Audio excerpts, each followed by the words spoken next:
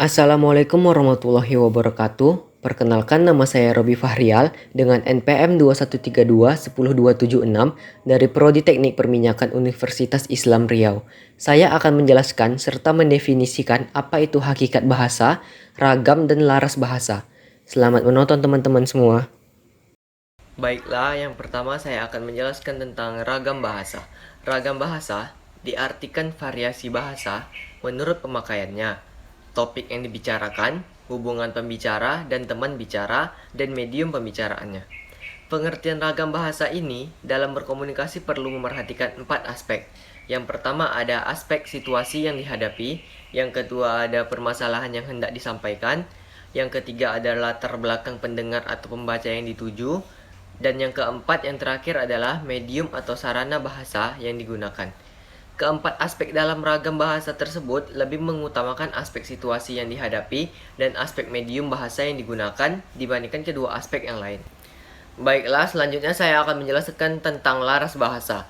Laras bahasa adalah kesesuaian antara bahasa dan fungsi pemakaiannya.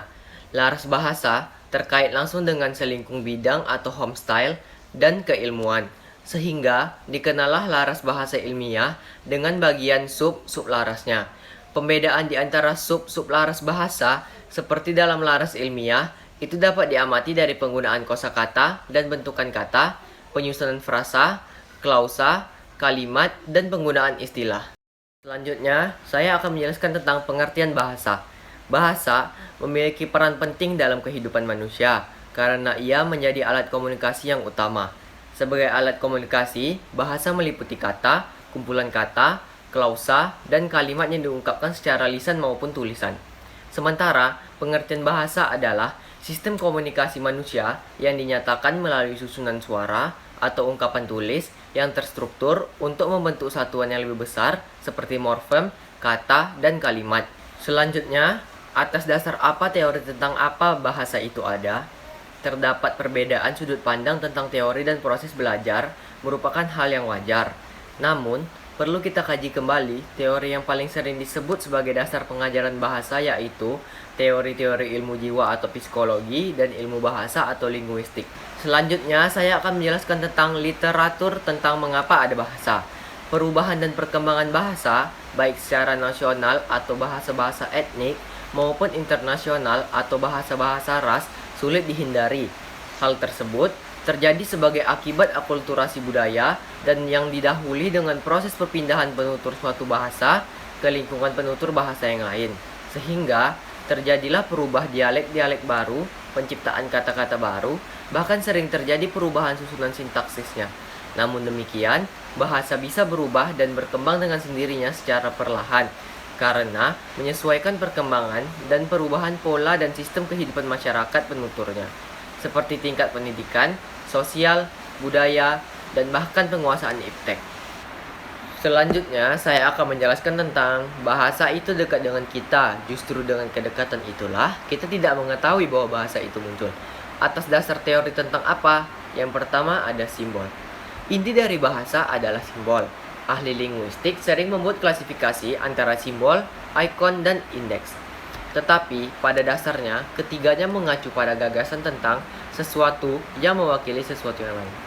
Dan manusia memang sepanjang hidupnya membuat dan memahami makna melalui simbol-simbol. Yang kedua adalah muncullah gramatika. Pakar bahasa setuju bahwa bahasa tidak hanya terdiri dari simbol, tetapi juga gramatika dan tata bahasa. Pada dasarnya, gramatika adalah seperangkat aturan yang menghubungkan simbol-simbol atau kata-kata tersebut. Menurut Dan Everett, Homo erectus mungkin adalah primata pertama yang menggunakan bahasa. Yang ketiga adalah bawaan atau diciptakan. Bayi manusia memiliki kemampuan bawaan atau naluriah untuk menghasilkan beberapa simbol universal, seperti senyuman dan tangisan yang masing-masing berarti kebahagiaan dan kesedihan. Di luar ekspresi wajah, manusia juga memiliki kemampuan linguistik yang kompleks melebihi makhluk hidup lainnya. Kita mampu menafsirkan atau belajar atau meniru atau memodifikasi dan yang paling penting menciptakan simbol seperti kata-kata. Banyak penelitian linguistik cenderung mendukung gagasan bahwa kata-kata dalam bahasa manusia memang diciptakan atau kebanyakan bersifat arbiter. Berikutnya ada linguistik. Secara sederhana, ilmu yang satu ini adalah cabang ilmu yang berfokus pada bahasa dan penggunaannya sebagai alat komunikasi. Linguistik akan membawamu mempelajari struktur bahasa dan segala aspek yang melingkupinya, termasuk psikologi dan sosiologi. Selanjutnya, saya akan menjelaskan definisi fonetik dan fonemik. Fonetik, ia mempelajari bunyi yang muncul dalam pengucapan bahasa, termasuk bagaimana memproduksi suara tertentu dan membedakannya dengan suara lain. Kamu bakal memahami jenis huruf vokal, konsonan, bahkan diftong dalam bahasa yang kamu pelajari, lengkap dengan bagaimana pengucapan dan penggunaannya. Selanjutnya ada fonemik. Fonemik adalah ilmu yang mempelajari bunyi ujaran dalam fungsinya sebagai pembeda arti. Jika dalam fonetik, kita mempelajari segala macam bunyi yang dapat dihasilkan oleh alat-alat ucap serta bagaimana tiap-tiap bunyi itu dilaksanakan, maka dalam fonemik kita mempelajari dan menyelidiki kemungkinan bunyi ujaran yang mana yang dapat mempunyai fungsi untuk membedakan arti. Selanjutnya ada linguistik mikro.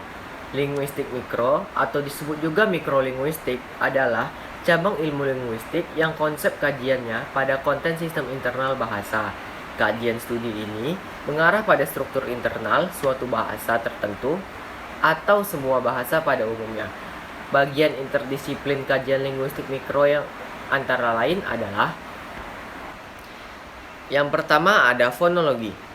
Fonologi, subdisiplin ilmu linguistik yang mempelajari bunyi bahasa secara umum, baik bunyi yang memperdulikan arti atau fonetik maupun tidak atau fonemik. Menurut Chair, fonologi adalah ilmu tentang perbendaharaan bunyi-bunyi atau fonem bahasa dan distribusinya. Fonologi diartikan sebagai kajian bahasa yang mempelajari tentang bunyi-bunyi bahasa yang diproduksi oleh alat ucap manusia. Bidang kajian fonologi adalah bunyi bahasa sebagai satuan terkecil dari ujaran dengan gabungan bunyi yang membentuk suku kata. Selanjutnya ada morfologi. Subdisiplin ilmu linguistik ini yang cakupan pembahasannya tentang kata dan kelompok kata.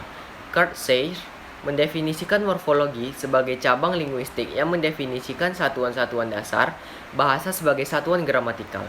Morfologi mempelajari seluk-beluk bentuk kata serta fungsi perubahan-perubahan bentuk kata itu, baik fungsi gramatik maupun fungsi semantik. Dalam ilmu morfologi terdapat morfem yang itu bagian terkecil dari sebuah kata. Selanjutnya ada semantik. Cabang ilmu linguistik yang mempelajari arti atau makna yang terkandung pada suatu bahasa, kode, atau model lainnya, baik bersifat leksikal, gramatikal, ataupun kontekstual. Dengan kata lain, semantik adalah pembelajaran tentang makna. Semantik biasanya dikaitkan dengan dua aspek lain. Yang pertama, sintaksis, pembentukan simbol kompleks dari simbol yang lebih sederhana, serta pragmatika, penggunaan praksis simbol oleh komunitas pada konteks tertentu. Dan yang terakhir ada sintaksis, ilmu mengenai prinsip dan peraturan untuk membuat kalimat dalam satuan alaminya. Sintaksis juga menyelidiki satuan-satuan kata dan satuan-satuan lain di atas kata, hubungan satu dengan lainnya, dan cara penyesuaiannya. Chair mengatakan bahwa sintaksis adalah cabang ilmu linguistik yang membicarakan kata dalam hubungannya dengan kata lain, atau unsur-unsur lain sebagai suatu satuan ujaran. Dalam sintaksis, yang biasanya dibicarakan adalah struktur sintaksis mencakup masalah fungsi kategori, peran sintaksis satuan, sintaksis berupa frasa, kalimat, dan wacana. Selanjutnya ada linguistik makro. Berbeda dengan linguistik mikro, linguistik makro mengkaji hubungan bahasa dalam tatanan dunia luar, baik hubungan dengan alam, sosial, atau suatu disiplin ilmu pengetahuan. Oleh karena itu, kajian linguistik makro bersifat luas dan eksternal. Linguistik makro mengkaji kegiatan bahasa pada bidang-bidang lain, misalnya ekonomi dan sejarah. Bahasa yang digunakan sebagai alat untuk bahasa dari sudut pandangan dari luar bahasa. Pembidangan linguistik makro mencakup antara lain: yang pertama ada pragmatik, adalah cabang linguistik yang mempelajari hubungan antara konteks luar bahasa dan maksud tuturan. Konteks luar bahasa ialah unsur di luar tuturan yang mempengaruhi maksud tuturan. Maksud tidak bisa dilihat dari bentuk dan makna saja, tetapi juga dari tempat dan waktu berbicara. Siapa saja yang terlibat, tujuan, bentuk ujaran, cara penyampaian, alat berbicara, norma-norma, dan genre. Yang dipelajari dalam pragmatik meliputi tindak tutur, implikatur, tuturan, interaksi percakapan, dan faktor-faktor eksternal percakapan, misalnya deiksis. Selanjutnya ada psikolinguistik, kajian interdisiplin yang mengkaji hubungan bahasa dan mental atau psiko, termasuk bagaimana manusia berproses mendapatkan dan menggunakan bahasa itu sendiri. Harley berpendapat bahwa psikolinguistik adalah studi tentang proses mental-mental dalam pemakaian bahasa. Sebelum menggunakan bahasa, seseorang pemakai bahasa terlebih dahulu memperoleh bahasa. Selanjutnya adalah sosiolinguistik, kajian interdisiplin yang mempelajari hubungan atau pengaruh budaya terhadap cara suatu bahasa yang digunakan. Dalam hal ini, bahasa berhubungan erat dengan sosial atau budaya masyarakat suatu wilayah sebagai subjek, atau perlu berbahasa sebagai alat komunikasi dan interaksi antara kelompok yang satu dengan yang lain. Yang terakhir ada antropolinguistik, ilmu yang mempelajari manusia dan kebudayaan secara menyeluruh. Di satu pihak manusia adalah penciptaan kebudayaan, di pihak lain kebudayaan yang menciptakan manusia. Linguistik kebudayaan memerlukan bahasa sebagai fenomena yang berkebermaknaan hanya bisa dipahami secara menyeluruh bila dikaitkan dengan budaya penutur. Selanjutnya ada fungsi bahasa. Yang pertama personal, mengungkapkan pendapat. Yang kedua ada regulator, untuk mempengaruhi sikap atau pikiran. Yang ketiga interaksional, yaitu untuk hubungan sosial. Yang keempat informatif, untuk menyampaikan informasi. Yang kelima heuristik, untuk belajar atau memperoleh pengetahuan. Yang keenam imajinatif, untuk mengekspresikan estetika diri. Yang ketujuh ada instrumenter, mengungkapkan keinginan. Berikutnya ada fungsi bahasa secara umum. Yang pertama, bahasa sebagai alat ekspresi diri sejak kecil. Manusia menggunakan bahasa sebagai sarana mengungkapkan dan mengekspresikan diri pada orang tua. Yang kedua, bahasa dipakai sebagai alat komunikasi. Bahasa dipakai buat menyampaikan maksud tertentu agar bisa dipahami oleh orang lain. Perbedaan fungsi bahasa jadi alat ekspresi diri dan sarana komunikasi ada pada tujuannya. Yang pertama, sekedar untuk mengekspresikan diri agar diketahui oleh orang lain. Yang kedua, adapun saat berkomunikasi, penggunaan bahasa disesuaikan dengan orang yang diajak bicara, dengan tujuan supaya maksud dari bicara dari bahasa mudah tersampaikan. Yang ketiga ada bahasa sebagai alat integrasi dan adaptasi sosial. Saat beradaptasi di lingkungan sosial baru, setiap orang akan memilih bahasa yang digunakan tergantung situasi dan kondisi yang dihadapi. Hal ini wajar agar ia mudah beradaptasi dan terintegrasi dengan lingkungan sosial tersebut. Yang keempat, bahasa sebagai alat kontrol sosial. Sebagai alat kontrol sosial, bahasa bisa sangat efektif. Kontrol sosial dengan memakai bahasa bisa diterapkan pada individu ataupun masyarakat. Selanjutnya, saya akan menjelaskan kedudukan BI. Kedudukan BI terbagi dua, yaitu yang pertama sebagai bahasa nasional, diposisikan sebagai bahasa tanah air, Indonesia atau pemersatu. Yang kedua, sebagai bahasa negara, diposisikan sebagai negara Indonesia atau jati diri negara. Berikutnya ada fungsi BI sebagai bahasa nasional. Yang pertama ada lambang kebanggaan, yang kedua lambang identitas nasional, yang ketiga sarana penyatuan suku bangsa sosial budaya dan bahasa yang berbeda, yang keempat sarana perhubungan antar daerah dan antar budaya. Demikian penjelasan video dari saya mengenai hakikat bahasa, ragam dan laras bahasa. Maaf jika ada salah kata atau penyebutan, lebih kurang saya mohon maaf. Terima kasih sudah melihat video ini. Assalamualaikum warahmatullahi wabarakatuh.